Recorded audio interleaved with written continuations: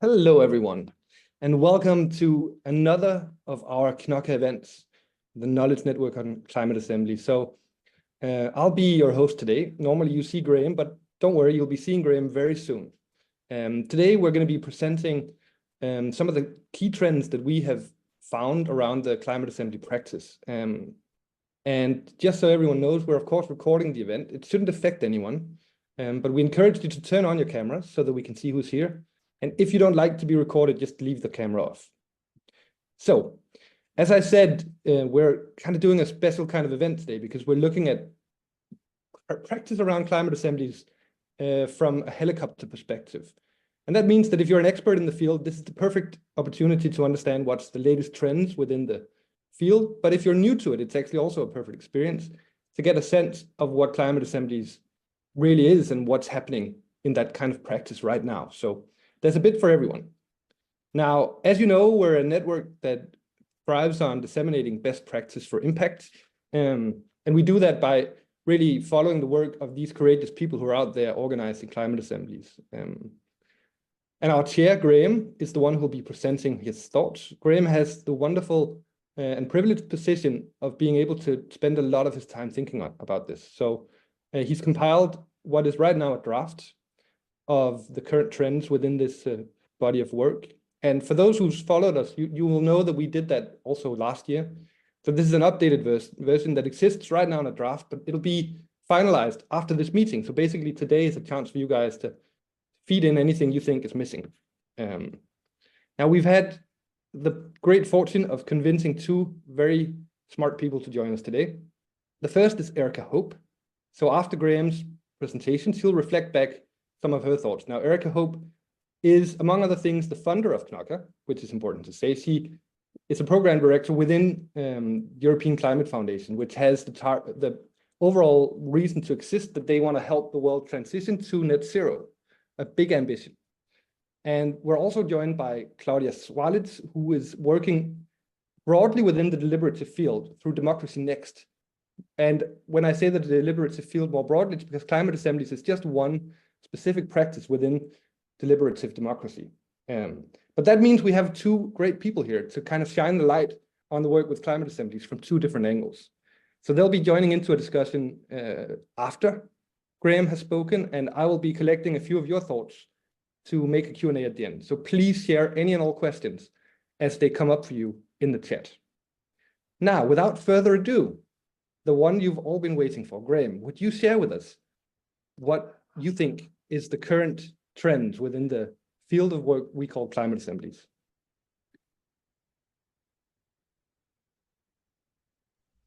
Thanks, everybody. Thanks, Mark, and thanks, everyone. Let me just see if I can share my presentation. Can you see that, Mark? Yes, if you full screen it. Yeah, brilliant. Perfect. There we go. Okay, well, so as Mark said, this is an attempt to try and capture some of what we've seen over the last few years in terms of the development of climate assemblies. And it's important to just to say a little bit, Mark's already said this, about Knoca and why we're here. So our aim is to improve all the different aspects of climate assemblies in order to actually have more impact on policy. And we do that through well, impacts not just on policy, I'll talk about that in a minute, using evidence, using knowledge exchange, and through dialogue. And these sorts of events are part of that knowledge exchange and dialogue. One of the things that's really clear has been how much of an expansion in practice there's been around assemblies.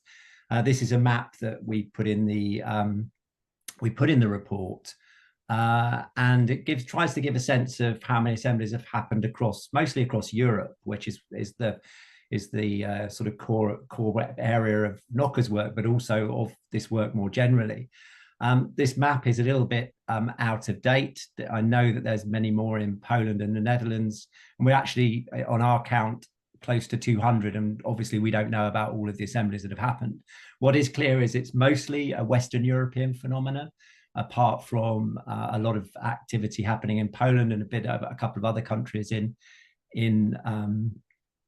Central and Eastern Europe, and also tends to be Northwestern as well, with less happening in the Southern European countries. Well, that's not entirely the case. So it's really a phenomenon that is located in Europe, and one that most of these have happened in the last 5 years since the French Convention happened. And I think that's really important for us to think about our learning and our practice, because this is a relatively recent phenomenon within the broader phenomenon of deliberative processes, of which Claudia, in her previous incarnation in OECD, did a lot of work. So if, borrowing Claudia's term, if there is a deliberative wave, then I think at the moment, at the crest of that wave, is our climate assemblies. I think enough metaphor.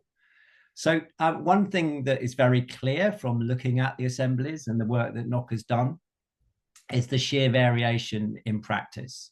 And that variation happens across a lot of different dimensions. I've just listed 5 here, but the commissioner varies. Most commissioners are governments, but within governments, sometimes it's the core executive. So sometimes it's from the prime ministers or presidents or council leaders' office.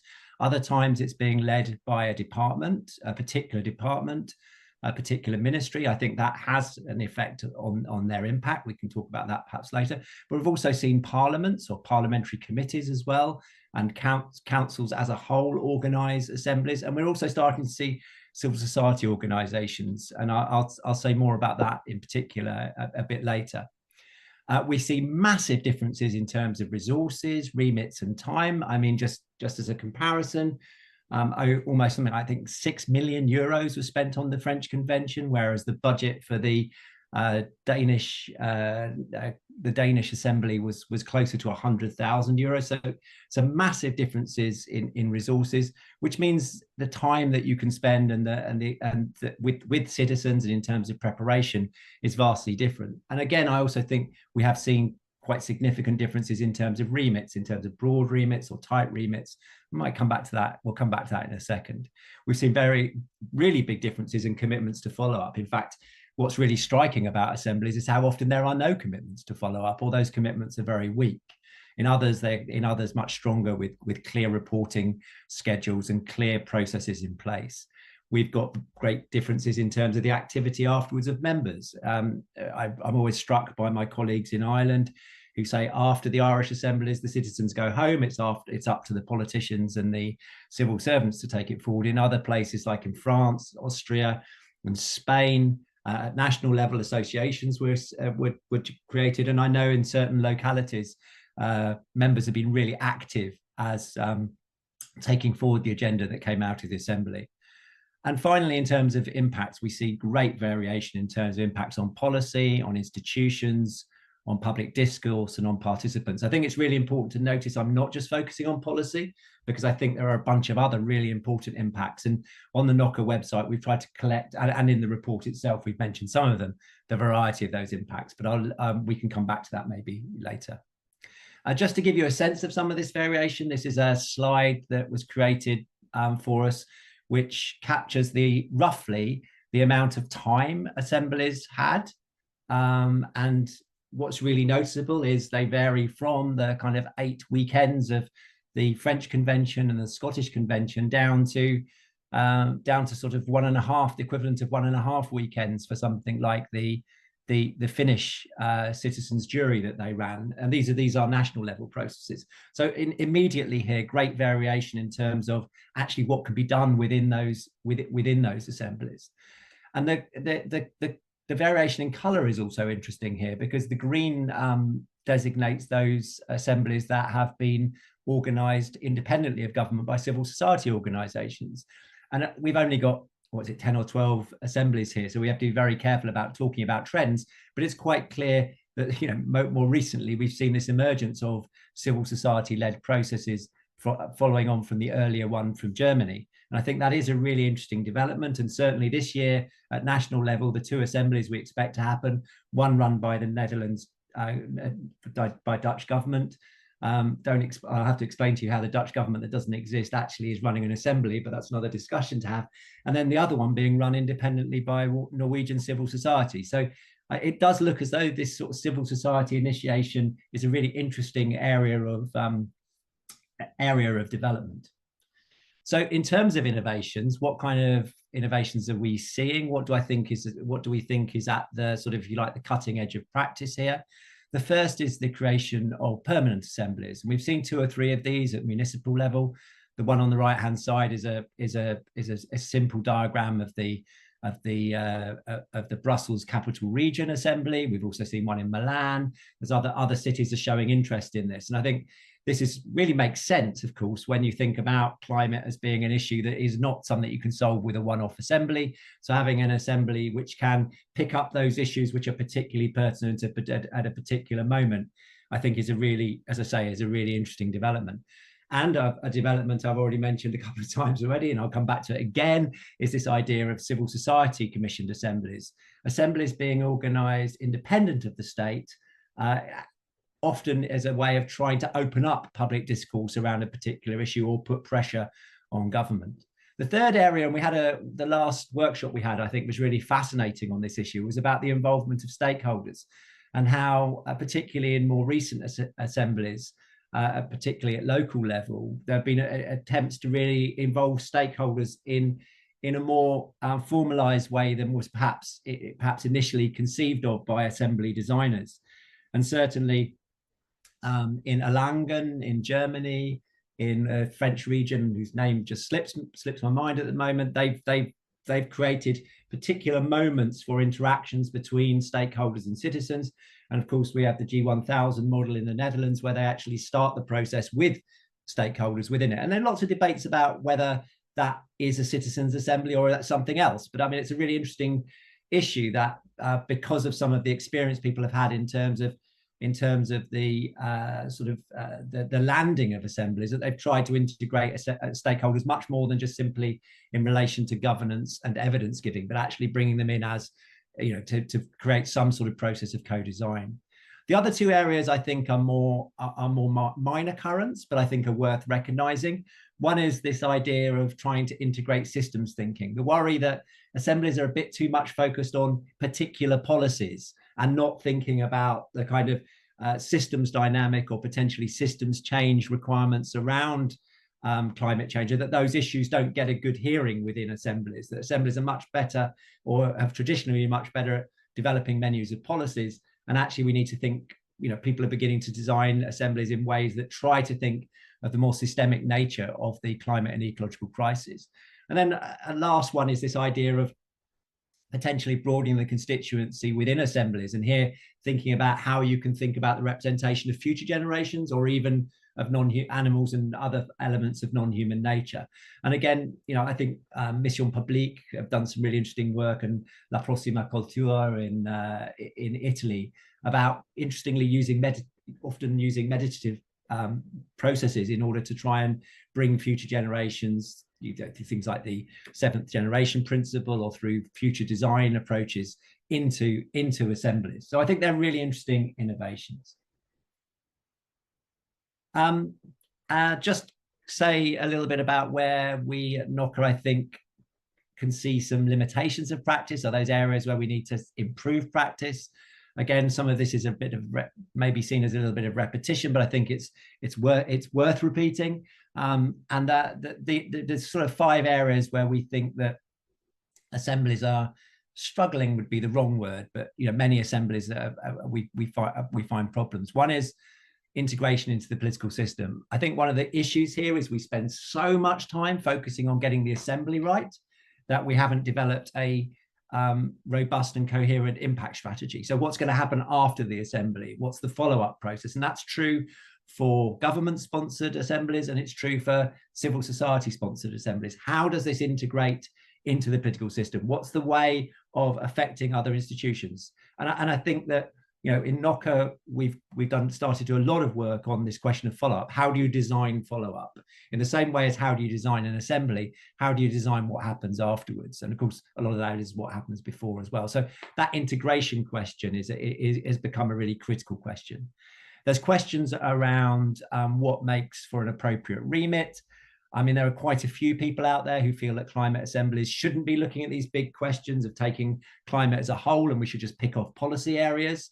But I think it's right that at some points, actually looking at the system as a whole is a reasonable thing to do, can make a significant contribution if you've thought about how you're going to follow up on that, and if you've thought about how that then relates to policy processes. It's really striking how many of these assemblies have actually happened without any sort of obvious relationship with policy processes, particularly those organized by governments.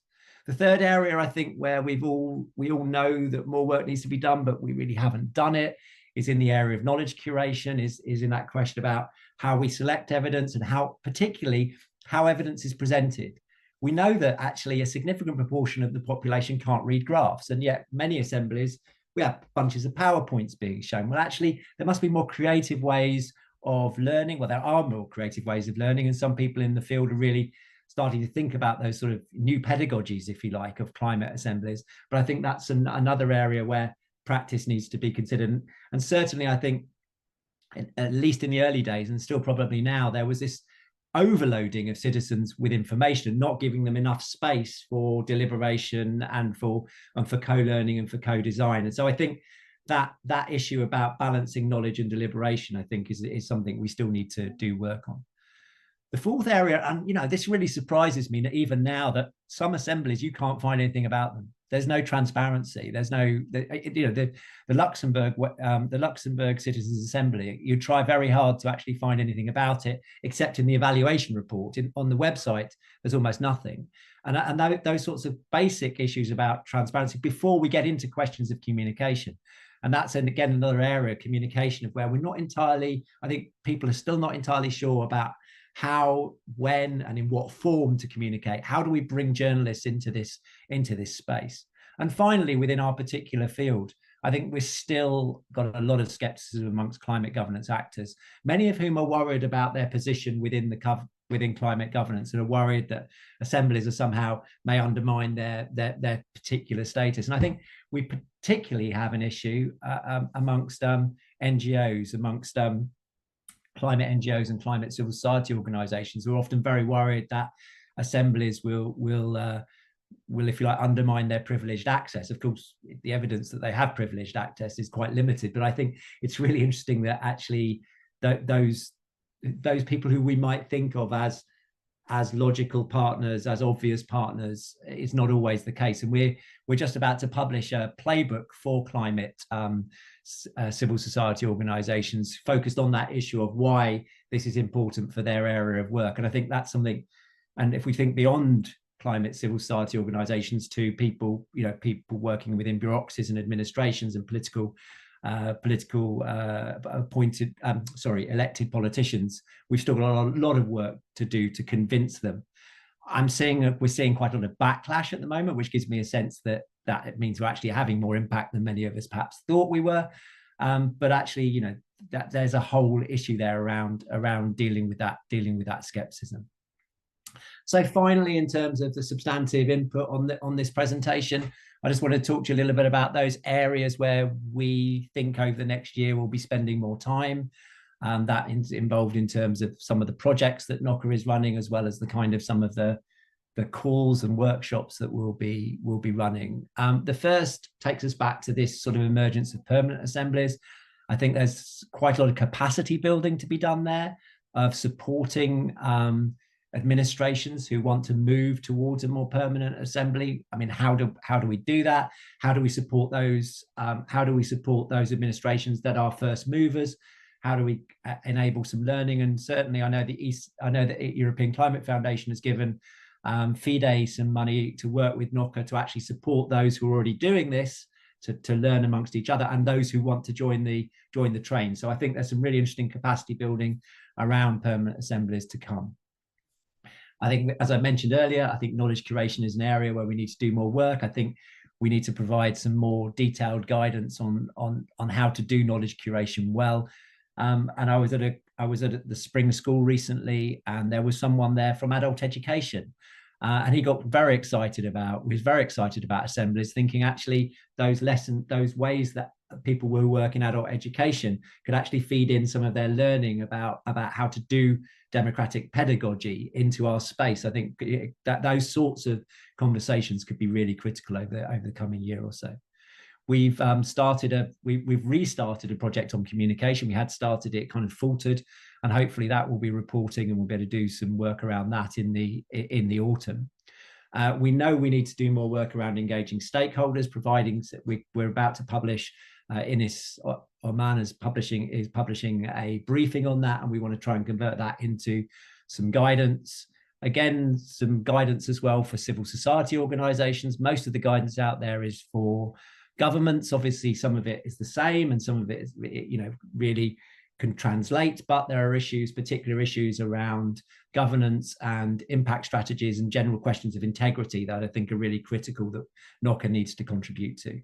We're also producing guidance from Shared Future, working with DemocracyNext to produce guidance on how to support members and what kind of infrastructure and funding do you need to have in place in order to help post-assembly members be active afterwards. This could be active in terms of monitoring or scrutiny, but also maybe in relation to community organizing, all sorts of different roles that assembly members could have. And then finally, in the report, we talk about sort of bringing some of the work on impact evaluation together. We're just about to publish the second version of our impact evaluation framework, which has been used in 2 or 3 evaluations. And we want to try and bring that together to actually create a more systematic resources for people to think about evaluation, look at previous evaluations, and maybe actually collate some of the instruments that are being used out there for evaluating. And then there were 2 things that didn't make it into the report or the draft report that I think we have agreed within Knoca that we need to do work on. One is about how we make the case. What is the right narrative to be using amongst policy governance actors, amongst politicians, amongst civil servants? How do we make that case? What's the right storylines to be using? And the other one is I suppose it's interesting having Claudia on the call, and it would be interesting to hear some of her reflections. There's been this question about sort of standard setting, and I think standard setting is important, but I also think that it's quite useful to do the reverse of that, which is calling out poor practice. And I think one of the things that I think we'll do over the next coming weeks and coming months is actually to show where things have gone wrong and why they've gone wrong. And that implicit within that is some sort of sense of standards. But I think there are a plethora of ways of doing things sometimes, but it's clearly the case that things have not gone well sometimes. And we should name that, and we should make that clear. On the right of the slide, you can see one of our latest developments, which is the idea of quick reads. These are sort of very short sort of introductions to the area, behind which are more detailed notes and more detailed recommendations and briefings and guidance. And all of this is now living on a renewed website. Thanks here particularly to Morten from DemocracyNext, who has been really leading this project and has done some fantastic work. So thanks, Morten, and thanks to your colleagues for this. And hopefully this will mean that it's easier to navigate our resources and actually make use of them. And finally, I just want to end on a note of thank you, because I'm presenting this on behalf of Knoca, this is learning that we've made over the last sort of 3 years of the existence of Knoca. And none of this would happen without us working with others, because actually, the core Knoca team is basically me and 3 or 4 colleagues from DemocracyNext, formerly Danish Board of Technology. And we do our work by working with others who help us deliver learning calls, help us deliver workshops, and help us to co-design guidance and briefings. And that we couldn't have done the work we've done without those collaborations. And I want to thank those of you who come to these calls and come and make your contributions in these calls and sort of email us afterwards and sort of keep that conversation going, because without sharing that experience, without sharing that learning and sharing our ideas, none of this could work. And I think together by doing this learning and doing it in the way we have, in a very open and transparent way, I think we've really collaborating to actually shape future practice. And I think there's still bad practice out there. What a surprise. but I think we've really helped, to actually instill good practice, instill a sense of what is the right thing to do in this field.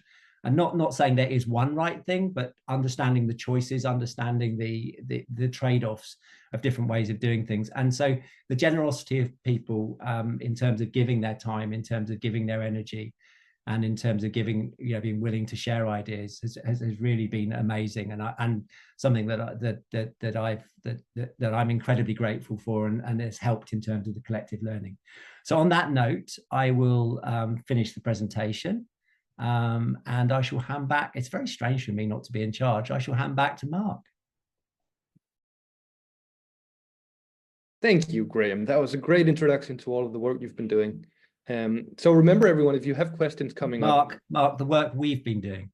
The work we've been doing. Thank you, Graham. But if anyone has questions coming up, don't hesitate to throw them into the chat. But Erica, I'd like to invite you to the stage to reflect back how this sits with you. So you are an expert in the climate field. So the angle that you bring to it is, of course, this huge mission of the ECF to bring us towards net zero. And I think I'm personally very curious to see whether you're satisfied with the investment you're making in the knowledge network on climate assemblies, but also what other thoughts you have on what's going on in this practice right now. So go ahead. Thank you very much, Mark and Graham and everyone. Thanks a lot for the opportunity to comment.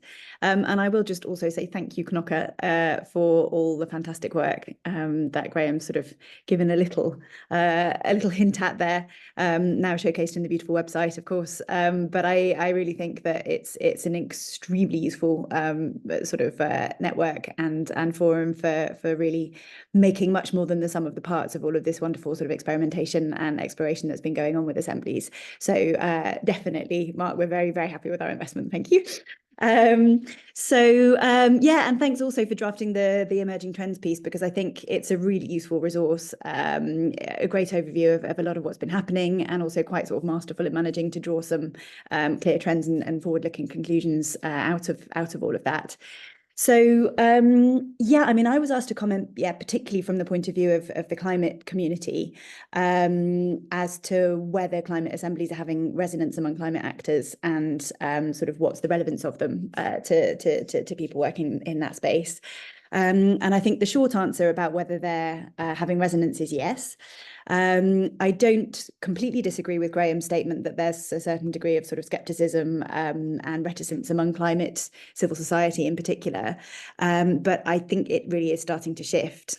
Back in 2021, when we were first setting up Knoca, I was genuinely surprised, as somebody who's worked in the climate movement for quite a long time, as to how really quite hard it was to get meaningful engagement from climate actors, either in kind of Knoca itself or in assemblies that we as ECF were supporting in various different countries and so on.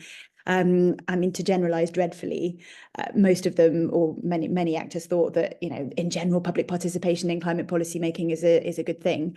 But it would be item 12 or 13 or something on their list of priorities for climate governance and for climate action.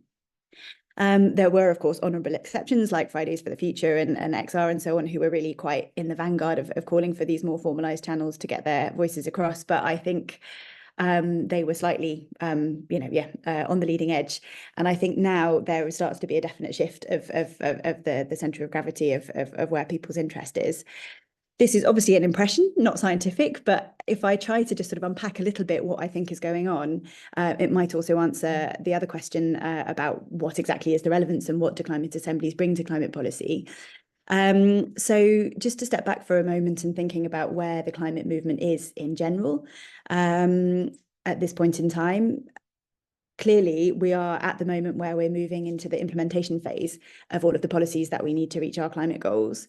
And this means that we're now having policies that are touching people much more directly in terms of the expectations of behaviour change, changes to infrastructure, higher costs and so on. And inevitably, or perhaps not inevitably, but this is leading to backlash. We see it clearly in terms of the farmers' protests against the heat pump policies in Germany, low emission zones in different places. And in many cases, this is, of course, being met by politicians rolling back policies and giving in to a certain extent. And of course, let's face it, it is also leading to some punishment at the ballot box. this weekend being a case in point. And even if we sort of accept the analysis that in many cases it wasn't necessarily a negative climate vote, it was more a vote on other priorities, it would be, you know, not honest really to say that there isn't some impact of the climate policies on the way in which people have voted. And so, you know, we're going to have politicians in power who are even weaker on climate. And so this is a really hard reality that climate actors are increasingly confronted with. And so definitely people are looking for answers as to how to deal with this, who are working in the climate space. Or to put it more positively, how can we really secure a positive democratic mandate for the transition so that we're not always working against the tide? And there are a variety of responses to this, some quite sort of communications based, like if you frame the policy in the right way and have the right actors front it up, maybe people will accept it more. And some are more policy focused, like if you do a really sophisticated analysis of which people are going to be most impacted by a policy and have some compensatory policies, maybe that'll be okay and so on. But I think a really definite trend is this growing recognition that proactive citizen engagement can be an important way to ensure that the policies and even sort of specific investments or developments are better designed and better accepted. And also just that talking with people is the right thing to do when we're talking about a transition with far-reaching impacts on people. Yes, even our CEO, Laurence Tubiana, has just recently written about how if you don't take the inequalities inherent in the transition into account, both within and between countries, acceptance of the transition will be, you know, really, really damaged. So yeah, definitely more interest in public participation as a sort of, you know, it's a solution to a problem that the climate community has got. To give a few examples of the interest, particularly in climate assemblies, there has been WWF and some national NGOs have really been directly engaged in assemblies in certain countries like Austria and Spain. And in some cases, they've even initiated and led them, like the People's Plan for Nature in the UK. You've got the European Environmental Bureau that's got a whole campaign on citizen washing, so how to sort of spot when citizens' voices are being sort of picked up and claimed, even when proper consultation hasn't been done. And there's actually been a particular attention and sort of outrage, I would say, across Europe to within a relatively niche community, but the drafting of the national energy and climate plans that all countries are meant to do, there are actually legal obligations on countries to consult with the public, and it's been very poorly done in most countries. And I think people have really realised that if, you know, even when it's a legal obligation to have those processes in relation to a cross-cutting plan that affects the whole country, something is going quite wrong. And so in this situation where you've got climate actors starting to kind of wake up a bit and open their eyes to and pay more attention to climate assemblies, you know, you can sort of imagine, so they weren't interested in climate assemblies, now they start to be, I mean, I'm generalizing horribly here, I realize, but they start to be interested in assemblies. Well, what then happens? I think, being honest, and again, speaking generally, there is a certain skepticism about how much impact assemblies have had on policy and how seriously they're taken. And obviously some of the disappointments from some of the national assemblies about actually how much policy impact there was and how much the public more widely knew about them obviously contributes to this. But increasingly, I think people are noticing the really good examples that there have been, and some of the that many of which are sort of mentioned in the emerging trends piece. So just, you know, Poland, for example, the fact that it's really put energy poverty on the map as a national discussion, and sort of showed how in a very divided society it was possible to come together and talk through common problems. That's been interesting, not just in terms of the energy poverty debate, but actually the call for more such processes to happen in Poland. I think the climate community have also sort of noticed what happened with the Irish Biodiversity Assembly and you know, the nature restoration law, which is not safe. It's going to be voted on again next week, but the last time it was under threat, it was kind of actually saved by a handful of votes from Irish EPP MEPs who had been sort of clearly listening to the assembly and the following debate that happened in Ireland. And then even in France, Knoca's very own, we like to claim a part of her, Alina Avachenko, her report on the French assembly, showing that actually, despite sort of the popular narrative, around 65% of the recommendations that originated in the assembly have made it into legislation, and it was very well known among the population, over 70% awareness. That is, you know, these sorts of figures are actually really helpful for people to sort of think, actually, no, these can have an impact. And then, of course, you've got the local ones like, you know, smaller air pollution assemblies and so on in Hungary that have really had an impact in terms of local policies and creating local permanent advice bureaus and that kind of thing. So I think these sorts of trends are starting to be noticed by people who are now asking themselves, are these assemblies really an answer to our problem? And I think, you know, those who start to look also become aware of the sophistication of what citizens often come up with and how this can be an important counterforce to the sort of system capture. And I think the other fact that it's worth just bearing in mind is that there are not a million ideas around about how to deal with this backlash challenge, and the imperative of getting citizens involved. And Citizens Assembly is just a really compelling model that there's, you know, clearly an evolving, and not least thanks to Knoca, a sort of a forward momentum of with a positive sort of structured evolution of the lessons. I think climate actors are well aware of how the sort of complex the challenge is, and so are perhaps quite ready to accept the narrative that this is a learning journey, and that with improvements in all the areas that, you know, Knoca is extremely helpfully setting out, like the institutionalization and so on, they can become sort of increasingly impactful. And I mean, I probably should leave some time for Claudia, but I think just to give a couple of examples of the ways in which this is really starting to happen. The EU governance regulation is up for review next year. You've got climate governance actors who are really looking quite carefully at how can the sort of requirements around public participation be strengthened there so that you don't get such woeful sort of implementation of them the next time around. There's been a lovely coming together of climate and democracy actors calling on incoming EU leaders to do a lot more on including providing funding and so on for participatory processes. There are people starting to look at how can we build on the even the sort of sector-specific debates like the Common Agricultural Policy strategic dialogue that the EU is organising to have, you know, potentially national debates on the future of rural life that that would help to sort of anticipate some of the next wave of farmers' processes. And of course, interest in specific cases like, you know, citing of renewables developments and that kind of thing. So there's really a definite sense that climate actors are looking to these sorts of processes as part of the solution. And most of them are then delighted to find that Knoca exists as a sort of centre of expertise on that.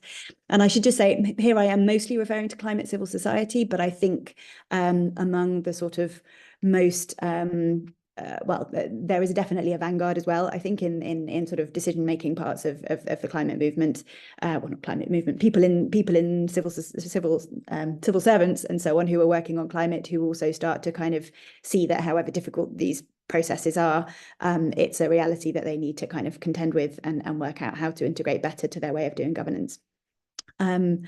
And just the last word I would say is that I don't think it stops at assemblies in terms of the climate movement's interest in this space.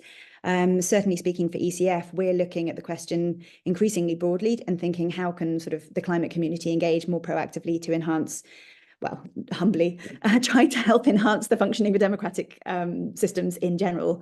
Obviously, climate assemblies and participation is one very important part of that. But there are other sort of institutional reforms and ways to improve electoral democracy and so on that I think we really need to engage with, because it's clear that if we continue, you know, in the trying to do what we always have done within the system as it is at the moment, we're going to be facing diminishing returns. Yeah, we're just sort of actively consulting and shaping a strategy on that at the moment that I'd be very interested to discuss with any of you in future. So yeah, those would be my quick reflections, and I hand it back to you, Mark. Thank you. Very well said, Erica. You really managed to pack in a lot of things in what you just said. We'll get back to it in a Q&A very soon, but I would like to invite Claudia to the stage. So we've had a perspective now from what you could say is the broader climate angle, but of course Citizens Assemblies is a deliberative method that sits in a world of other types of methods for engaging citizens. So you are really an expert in that particular field. So Claudia, you look at this from another but very connected angle. So what are your reflections, having heard Graham's and now also Erica's thoughts?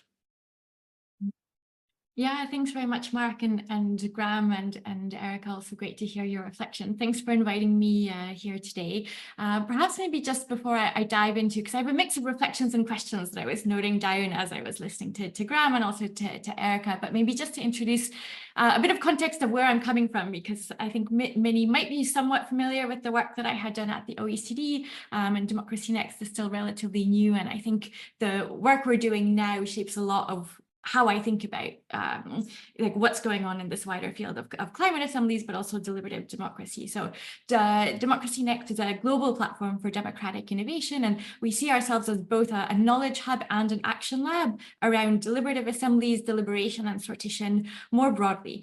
So we're really trying to think about how could we be shifting power in terms of who's taking decisions and how we're taking decisions in government, but also in other organizations of daily life more broadly. So also thinking about how could we infuse these principles into schools and universities, workplaces, museums, banks, etc. And the kind of role that we play centers around these 3 I's of infrastructure, institutions, and innovations. So infrastructure being related to the things that help to build the field. So actually a lot of the work that Knoca is doing is doing this kind of work, I think, for the climate assembly field. So we developed our assembly guide. We've been developing a learning program that we're going to roll out for different kinds of audiences around deliberative assemblies more broadly, and doing a lot of that kind of capacity building work with different actors in this vision of really trying to build institutions. So actually we're not interested in doing more one-off assembly projects. So that's kind of one of the red lines of when it makes sense to get involved for us. I think if we're really serious about the systemic structural change happening, we need to be thinking about how are we building new democratic institutions to which we can then imagine shifting some power to.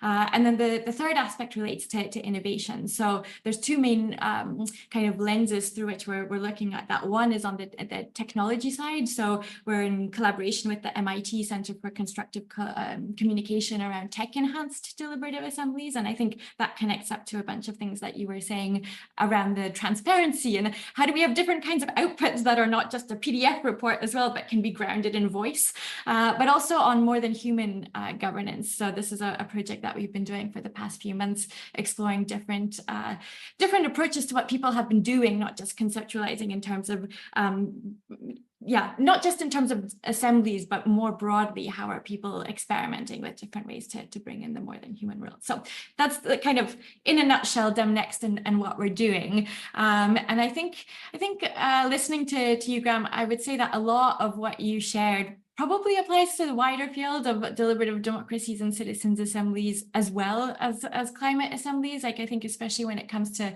the reflections around impact and permanence. And I think this speaks to, at least from the experience of having now worked in this field for close to 15 years, I feel like it just requires a completely different type of engagement when you're engaging with a public authority to try to institutionalize versus when you're engaging to do a one-off assembly. It requires a much longer time commitment as well. So, like, for example, we're about to embark on a project bringing together an international cohort of cities to democratize city planning, and all of them have had to commit to wanting to make this an institutionalized process. So we had quite an intensive application process even. So we had about 25 cities apply from 17 different countries, and they had to answer all sorts of questions about having cross-partisan political commitment and support from the mayor's office, that there was support from like the most senior civil servants in various departments, that the comms team was aware that they were even applying to do this, that, you know, anyway, so there's a whole bunch of kind of circumstantial things that need to be in place that contribute to the conditions for success.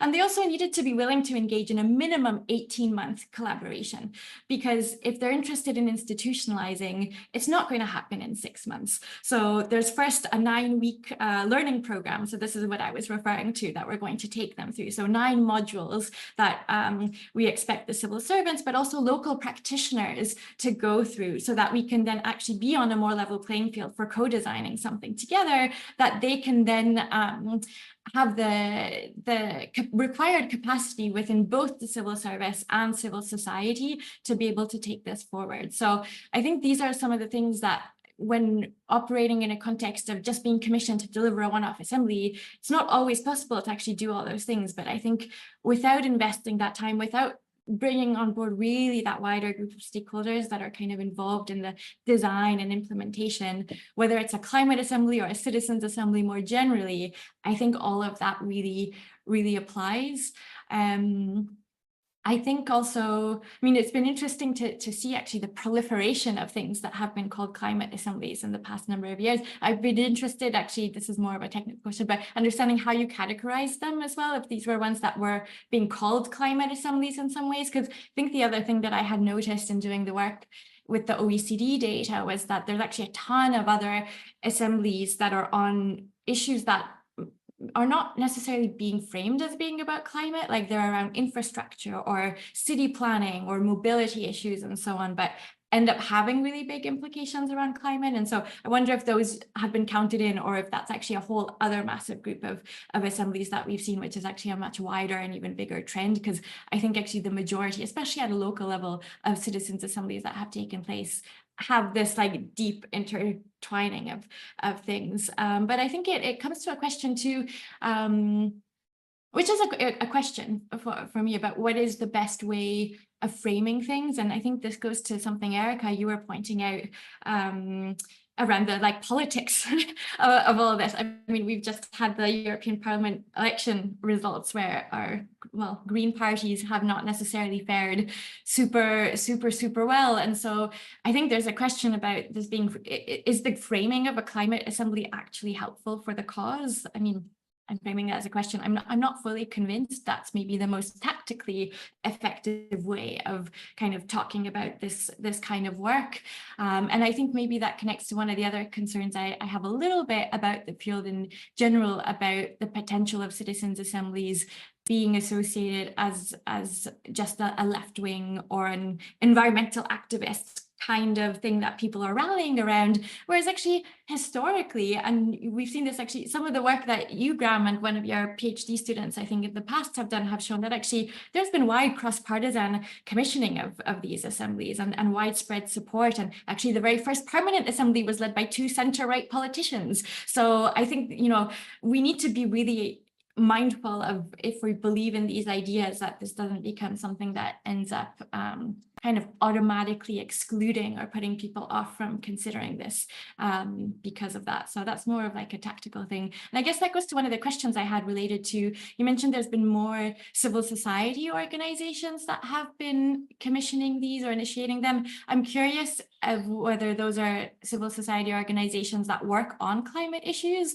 or if these are like democracy organizations, or because again, I fear that there's maybe also a risk of, if these are climate organizations that are initiating, they're not going to be perceived as neutral or independent, and again being seen as this is just instrumentalizing this process to get to a predetermined set of outcomes. So I think that's kind of one of the concerns that I have more generally. I was less aware of the mixed stakeholder assemblies, like with citizens and stakeholders. So I mean, kind of curious just to understand a little bit better what the findings have been from that, because I've personally been on the side of some skepticism about that being the best approach. Like I think stakeholders for sure need to be part of the design of these processes, but there's a distinction made about what role do they play. And I was also curious to learn a little bit more about the, like, in what ways kind of concretely are people bringing in the systems thinking into how they're designing these assemblies, because it does feel to me that that's really important, but doesn't feel obvious about how one does that. And then, yeah, I guess that the last question refers to the wider field, and I think connects up to some of the things that at least I picked up on in what Erica was saying. I don't want to misinterpret or missay, but I think there is a real question about power and about how we want to lead to real shifts in decision making around these kinds of issues, that I'm not sure that's going to happen if we don't see any movement towards assemblies that have some real decision making authority. And like, what are our strategies and tactics to getting to that place where at least we're having experimentation in that space, where we can then be doing research on what does that mean for accountability and legitimacy and all sorts of things. These are not unanswerable questions. I just think no one has really been asking them, because we've been mostly generally in the field in a space of saying, no, this should remain advisory or complementary, etc. But it can be complementary and binding. Like it's not saying we should just get rid of elections or get rid of politicians to suggest that if there's an assembly, it should have decision-making authority. So I think there's been a little bit of a conflation of those things in the field. So I'm being pulled up onto the screen, so I feel like this is a sign that I should wrap up my comments there. So I'll stop there, but those were some of the reflections and questions I have. Claudia, and sorry for butting in. I want to, before we go into a little discussion, or what I might want to call some intellectual ping pong on what we've talked about so far, I think we deserve to just give everyone a chance to stand up and have a quick break. So we'll do a quick 5 minutes, and while you stretch your legs, think about questions you might have and toss them into the chat. We'll see you back at 5 minutes to. So see you in a second. Welcome back, everyone. So I'll give everyone a chance to sit down, but I think we'll get started now. I'd like to bring in Graham and Erica and Claudia. And just a quick reflection from myself. I think it's interesting to see that, in a sense, when you spoke, Erica, you're speaking in a sense from the perspective of impacting policy, right? Because it's about getting the green transition somehow manifest, which is a huge challenge. But I heard you, Claudia, speaking from the perspective where the goal is actually different. It's about empowering citizens. And I like the kind of open question around whether calling it climate assemblies actually might scare someone off, because we can never decide what citizens come up with, even though there's clear evidence. Then when you organize people in citizens' assemblies, they do tend to be more ambitious than policy. So I'll leave that open. But I think, Graham, the first and important thing is for you to have a chance to react or reflect back on what you've heard, and then let's get the conversation started.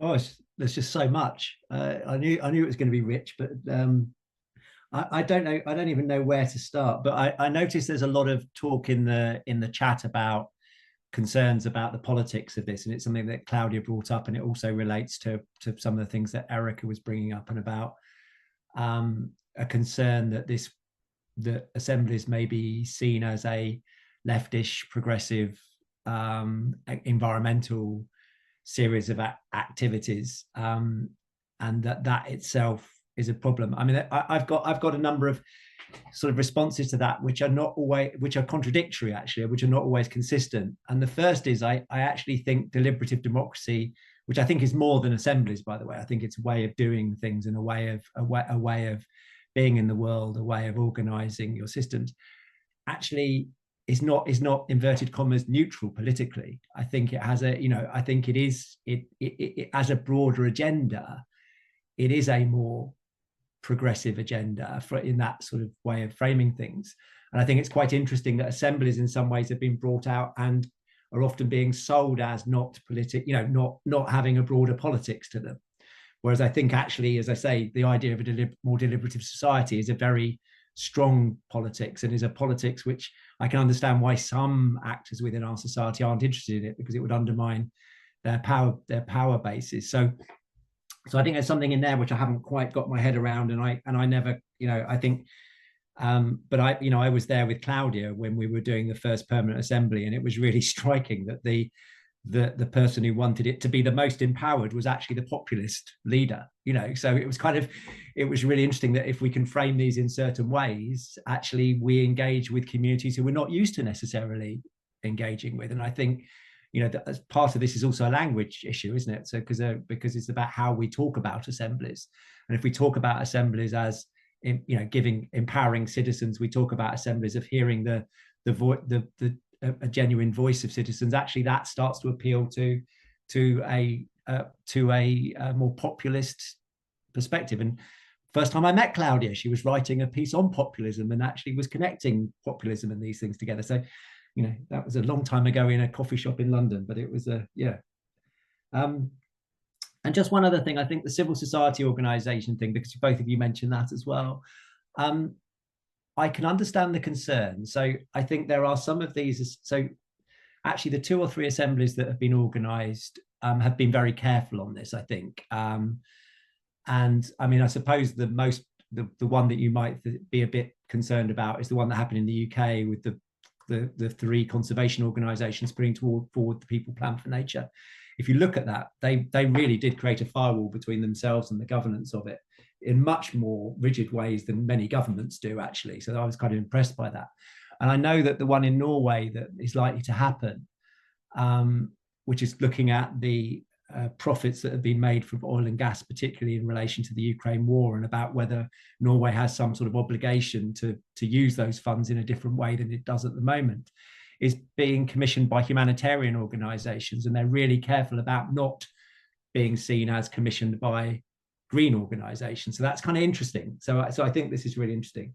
And again, the point that was made by Erica of saying, you know, in Poland, they framed it as energy poverty. And, you know, it was actually, the people who were organizing it saw it as a climate assembly, but actually framed it in energy poverty terms. So I think that's really interesting. And just one other thing about the civil society organization thing is, I've got some friends who are, I don't know if any of them are on the call at the moment, who are really worried about the civil society organizations running these things.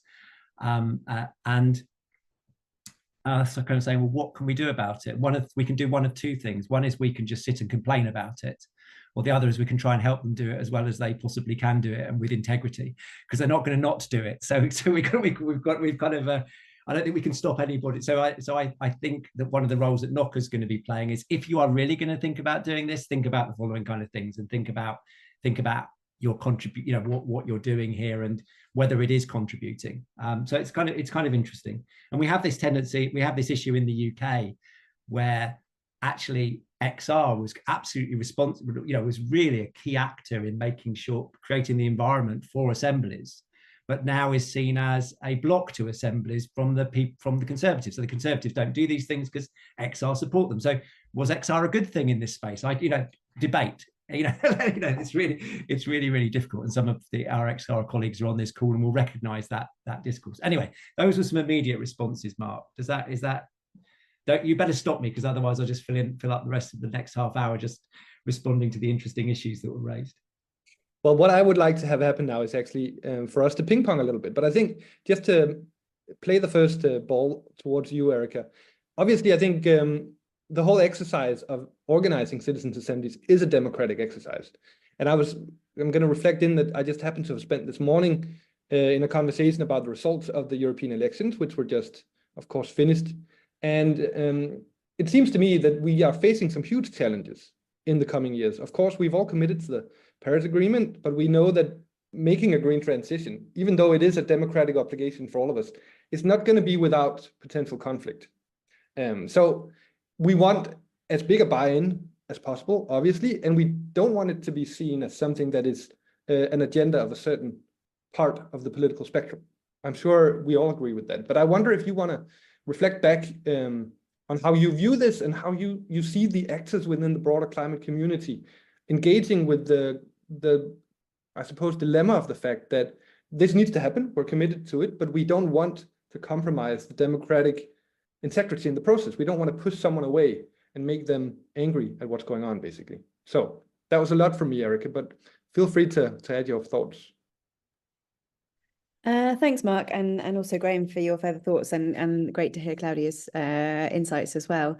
It's a very difficult time in Europe and beyond. I mean, just in terms of the political dynamics of societies, both within countries and sort of the collective European dynamics as well. And then, of course, sort of crossing that with where we are in the transition, which is a rather delicate and people-touching point as well. This is really at the heart of, it's pretty existential to all of our futures. I mean, I think the people who've perhaps thought about this the most, or let's say who are with it, we talk about the climate community, but I mean, the climate community is divided or it's organized into people who are sort of working more on industry or more on transport or more on buildings or more on different aspects of it, and some people working on the overall climate goals and the governance of those and so on. I think perhaps people working on the issues where the rubber's already hitting the road in terms of the implementation, and perhaps those who think about broader governance and political questions perhaps start to realize that in the end, authoritarianism is not a way to go about this. And if you actually want to have a transition that works, people have to be on board. And at the end of the day, then whether or not you sort of almost care as a climate actor about the morality and the sort of the rightness of including people for its own sake as a value, and I would say many climate actors probably do, I think that that's important too. You know, it's just a false economy to try and move forward with these policies, even if you could, without actually bringing people along with you.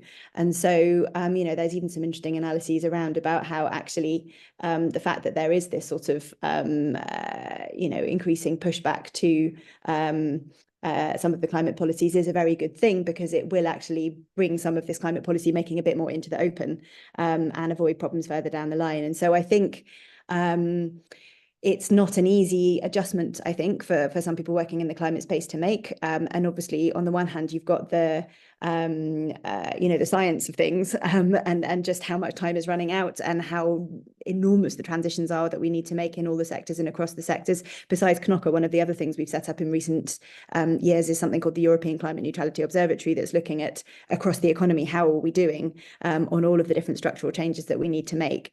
And we are moving in the right direction, but it's so much too slow compared to where we need to be. And so you've got these obviously opposing trends about the need for speed, but the need to take people with you. And so there is no proper answer to it, but the only thing is, you know, Godspeed to Knoca and to really sort of and all of the people in this community, because I really think that the answer lies here somewhere, about getting these sorts of processes and this kind of engagement right.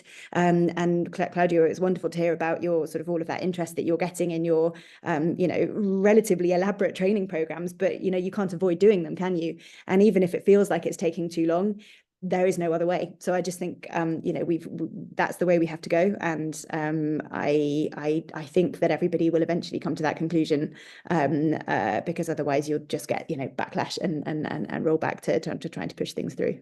Yeah, Erica, can I just jump in just for a second? Is there a danger, and you know, you may have seen this, Claudia, as well, is this sort of, we've got a really massive problem. Our solution is a climate assembly, and that will solve everything. You know, we've had a couple of people approach us through, you know, and you, who have come, you know, have really hit a wall and kind of said, oh, now what can we do? Oh yes, climate assemblies, that will help us get through. And you think, sorry, climate assemblies, but not reforming the rest of the governance structures. Do you know what I mean? It's sort of there seems to be a sort of silver bullet danger, and I think that, you know, I think some of our initial relationships with civil society organizations was going, oh, is that going to solve our problem? And, you know, there is that danger as well, isn't there? You must see that. For sure. I'm sorry, Claudia, just a couple of thoughts on that. I think there's sort of almost two components to that. One is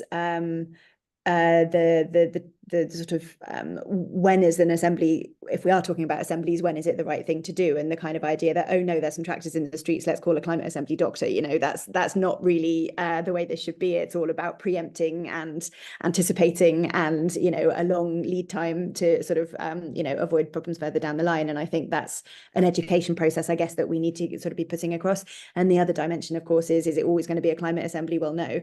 And I think Knoca and many of the organizations in this call are doing a good job of trying to kind of explain that. But again, you have to be able to, people coming from the climate community who've only just woken up to the idea that participation is a good thing, probably climate assemblies is the thing they're going to have heard of.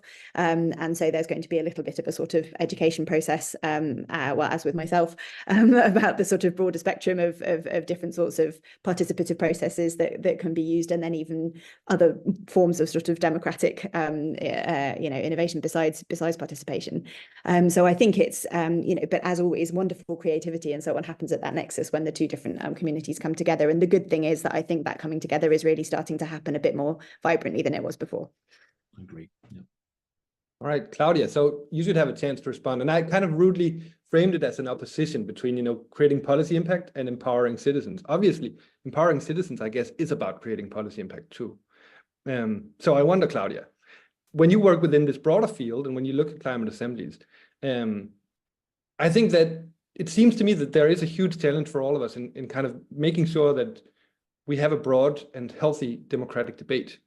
I haven't seen so many questions in the chat, but I've seen a lot of people kind of responding with the notion that, yes, there's an important role for these kinds of processes. But what are you thinking now, based on where we are in the chat, in the ping pong? Yeah, there's a lot of things that I have on my mind, but maybe just to say, I don't think that it's quite as much of this division of like either empowering or about policy impact. Actually, when I think about like why I believe in citizens' assemblies as a core democratic reform, there's actually three things I often have in my mind. One has to do with empowering people and just really recognizing that everybody should have agency and dignity and capability of being involved in shaping decisions that are affecting their lives. Another kind of bucket is related to just the belief in the need for more structures that give us the space to be able to really be with the complexity and the trade-offs of the issues we have, and then to do that hard work of like listening to each other, but really finding common ground. We're not just aggregating opinions, but actually doing that work of being like, okay, where can we get to that point of having like, we can live with this together. And then also the third is about having better decisions. And I think I emphasize maybe more the legitimacy that comes from having such a better process rather than kind of advocating for a specific set of policies in particular, because in many ways there is not just one set of objectively right policies for any issue. So there has to be a process that actually just renders legitimacy to whatever people come up with, and that most people think like, oh, we can trust this process. And so that's why I think citizens' assemblies kind of embody in principle all of those three things. And because if you look at them through this lens of this not just being another tool in a toolbox, which I hear quite often, and you think of this as, no, we're building new institutions, you can imagine shifting power to new institutions. And to me, that's the end goal. And I think to this wider point about, like the question Graham raised about, we have this massive problem and then climate assemblies as the solution. This is where, to me, there's a much broader vision of what are we talking about when we, like what we need to do in terms of the wider democratic change we need, and why, like as an organization, we're also doing work with other kinds of institutions. Like we've done work with museums, we're about to do a collaboration with Mondragon Corporation and other workplaces and with a few universities. And how do we bring in these deliberative assembly practices to make them normal and expand what it means, but also give more people that practice? Like when we did sortition with the museums assemblies, most people had never been to a museum before.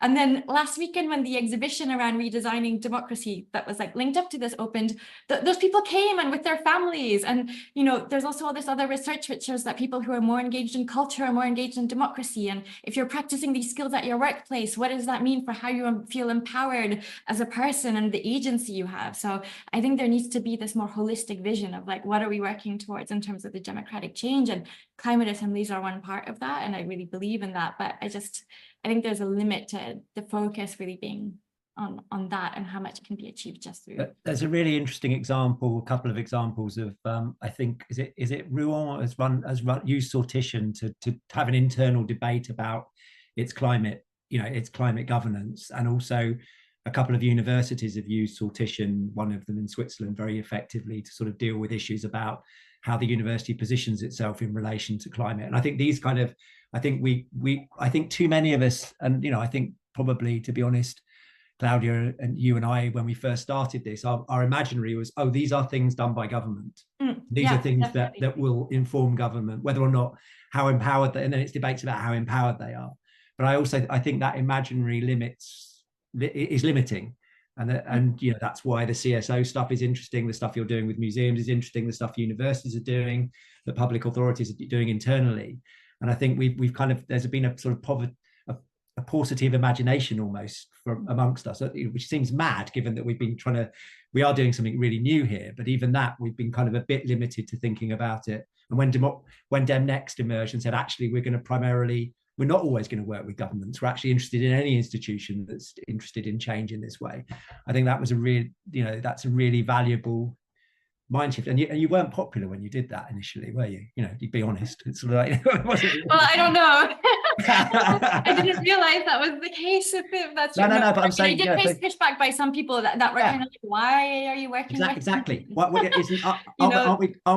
we doing it well already? Why are you trying to do something different? You know what I mean? It was kind of like it's sort of, was existential for some people. Of, I know this is something we do with governments only. And I think that was really interesting. I think and like the National Art Museum of Germany now has a permanent citizens assembly that like they're working with to shape their programming and all kinds of other decisions. So I think there is a lack of imagination. But I think that the other thing that I had that like was prompted by the earlier exchange by both Erica and Graham, what you were saying is, Erica, you mentioned at one point, it takes a long time and to do that kind of learning and other things with a core group of people. But I think there's also a way of thinking about how that's a way of actually helping to scale, but also invest in the more sustainable change. So if I think back to the work that this was when I was at the OECD with my colleague Eva, we worked with Arantzazu Lab, which is a democracy innovation lab in the Basque Country, doing amazing work.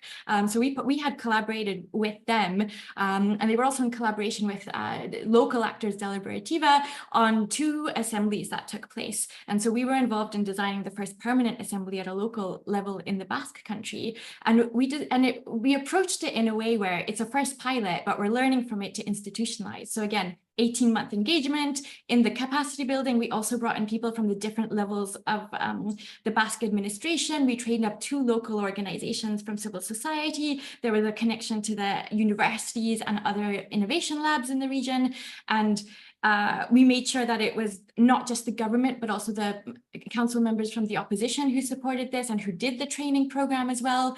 And then now, a few years later, it's the opposition party that is now in power. They're the ones who've passed the legal stuff to make it institutionalized. But also, Arantzazu Lab has now been leading conversations with the 250 municipalities, the 3 provincial governments, and the Basque federal government about institutionalizing at all those levels. And I think that's amazing, because I think it should be the local actors in different places that are kind of leading. We're still in touch, we're actually now going to do the Mondragon project together and other things. But I think that to me is a vision of how when you invest in doing something more intensive and really strategically bringing along lots of people to capacity building, you can really amplify the scale. Like we'll have at least 50, 60 people involved in our first learning cohort now that will take through this very intensive program. That's a mix of people from different civil society, civil servant departments, as well as civil society. And I think there's a way to strategically think about how such intensive engagement can also be actually a mechanism and a lever for scaling as well.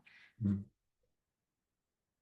I'm just going to butt in with a reflection, because I see a few references in our chat around the notion of knowledge curation, and also some things about legitimacy. And you're just mentioning now something about, which I relate actually to agenda setting in some ways as well. And I'm just wondering, Graham, if you could just maybe bring it back down to something specific for those who may not be into this field as much as we are, around how knowledge creation actually works. So obviously the goal is to have legitimate processes.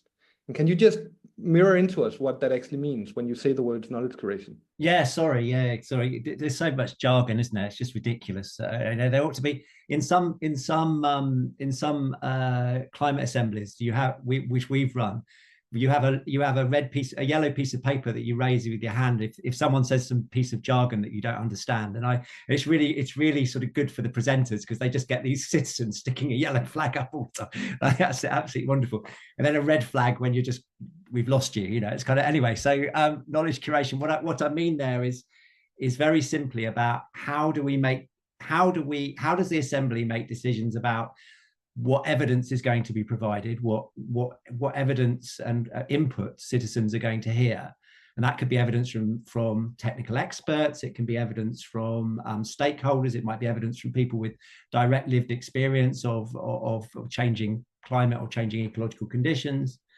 How do we decide that? And then not only what sort of things they need to hear, what sort of things will they hear about, but also what techniques will be used in order for them to hear, in order for that to be for it to be delivered. So you can use PowerPoint, or you could use dance, and everything in between. And I think so that question about how do you legitimately create the knowledge bases for an assembly, and within that actually brings in the systems thinking stuff as well. How do we help people to think in systems terms? And there's been a couple of posts in there from Claire and from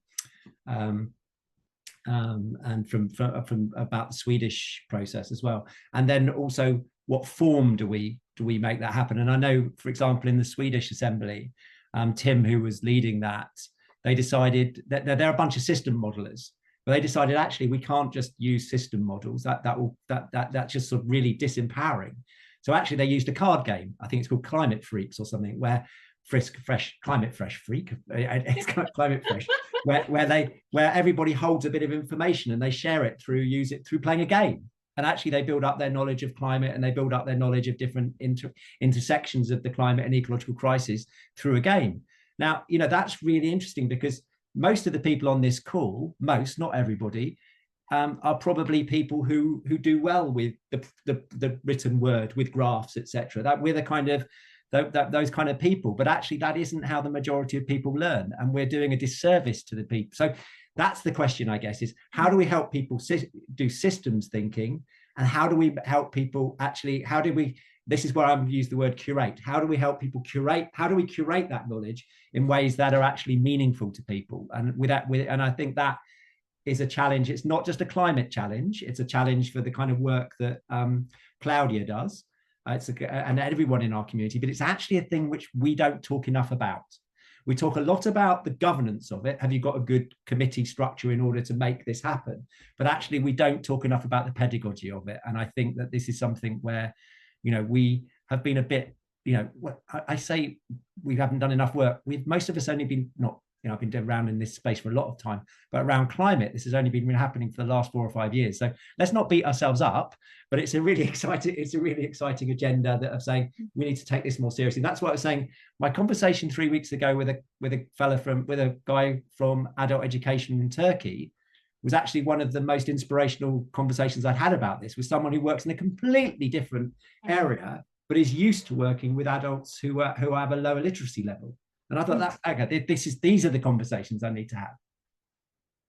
I'm going to butt in again because we're going to run out of time soon. So I think there's only really time for each of you to kind of get the word one more time. So I'll just say a few words while you can think about what the most important points you have are.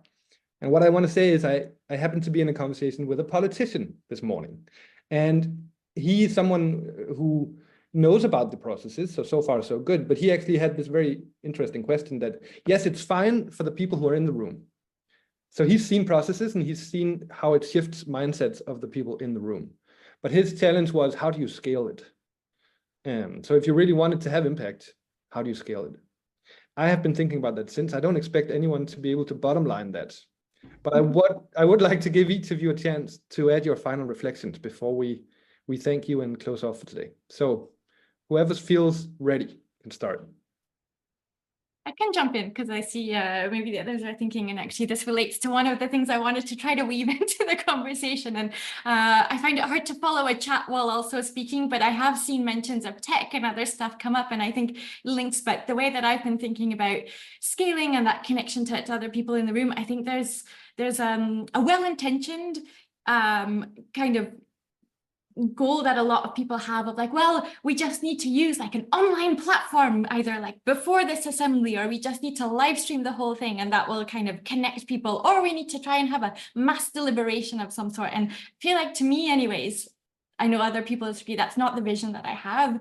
I think like the work that we're doing now with the MIT Center for Constructive Communication, they've developed a platform called Fora, where they've been using it to, in contexts where they brought together small groups of people for conversations, and the technology using natural language processing actually is able to analyze this huge amount of conversation data and draw out the themes that emerge from this, enabling you to then create kind of portals and outputs that are grounded in the voice of people. And I think, to me, this is like a thoughtful way of thinking about how do we have a better connection between a wider public, because you could imagine this happening before an assembly process, and those outputs are actually part of an assembly's evidence base. You can imagine such technology being used within an assembly to actually also shed more transparency on what's happened to this process. I still think that it's going to be mostly journalists who are interested in a lot of those outputs, and some people from the wider public. I think part of a challenge actually for our community is also thinking, how do we use this as an opportunity for wider public learning on these issues too? But I'm not interested in trying to get like everybody involved or everybody following every process, because we can't all be involved in everything all the time. So I think it's really about being thoughtful in the design intentions that we have. And I think there are much better ways we could be using technology to enable much more qualitative engagement amongst people around issues than just getting them to use an online survey, basically. So I'll wrap it up there because I'm mindful of time and I want to hear what Graham and Erica think too. But yeah, a very good question to end on. Erica? Thanks. Yeah, I don't want to be the last word, so who will go next? So I think no, it's been absolutely fascinating, and I've tried my best to follow the chat, but I'm also going to save it to make sure I get all the great links and things that are in there. So I think basically I would just say there is no way around the fact that we need to be doing, climate policy in a more sort of socially aware and inclusive way, which definitely includes, including people more in the decision making, and that applies to climate. But I think more generally, looking at the political trends in societies, moving, as Graham said before, the idea of a society where it's kind of normal for citizens' voice to be incorporated. I'm totally paraphrasing, but that is a sort of powerful vision for the future that doesn't have to be left or right. It's just another way of doing things that one would hope that lots of people can get behind. And so I think moving towards that culture shift is really something that we need to be doing. I think the climate community is definitely a community that can help to sort of push this forward, hopefully in a constructive way that doesn't make it look like it's being instrumentalized, but really engaging in a positive way.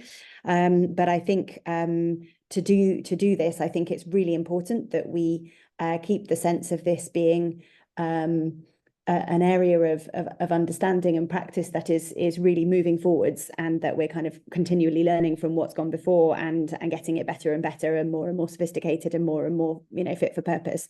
And I think that that lots of the things discussed today are moving in that direction, and I think we need to keep that sort of sense that it's not just a random set of experimentation, but really a massive collective scientific advancement.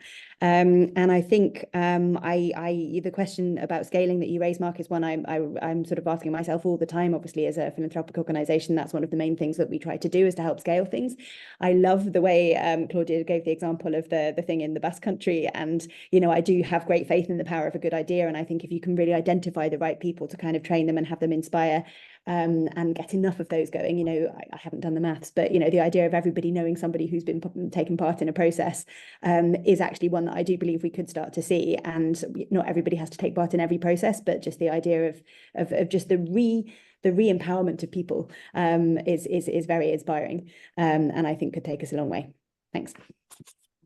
All right, Graham, so you get the last word, more or less. I'll wrap up when you're done. So I'll be very quick. First of all, I'm just really pleased that Erica put out some balloons and had to celebrate the release of the trends behind.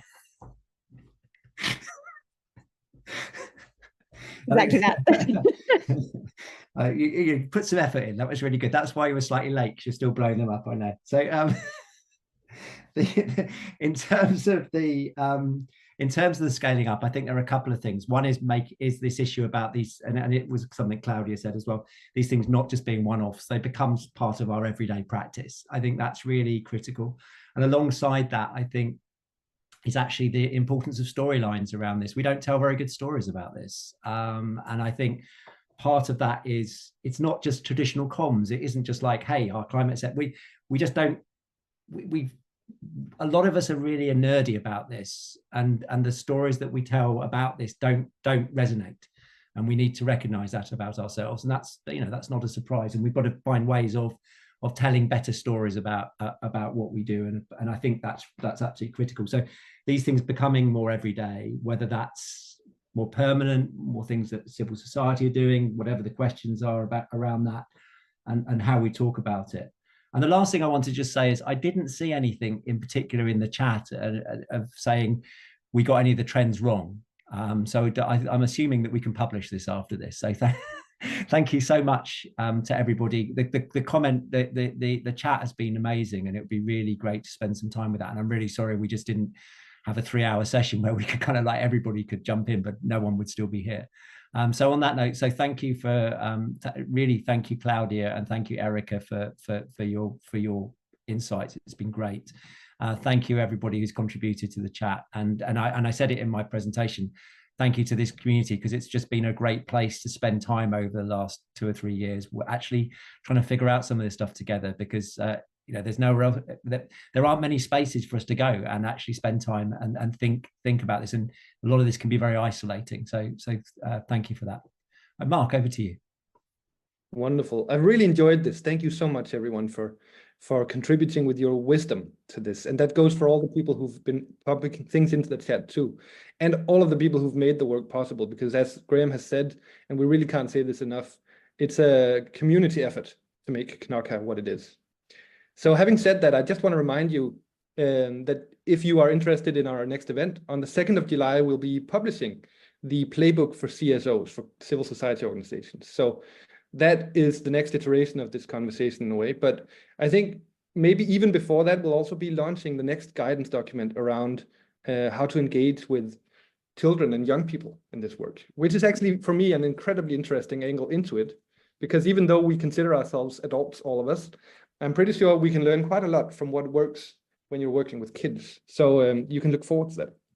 Now, Laurie in the chat wrote, democracy is a never-ending process. And I think those lines could very well be our closing lines for today. So thank you, everyone. Knoca is a never-ending process. Is that what you're saying? Well, Knoca maybe is too. We'll see if Knoca ends, but democracy hopefully won't end. That will be my final word for today. Thank you for joining us, everyone. See you next time.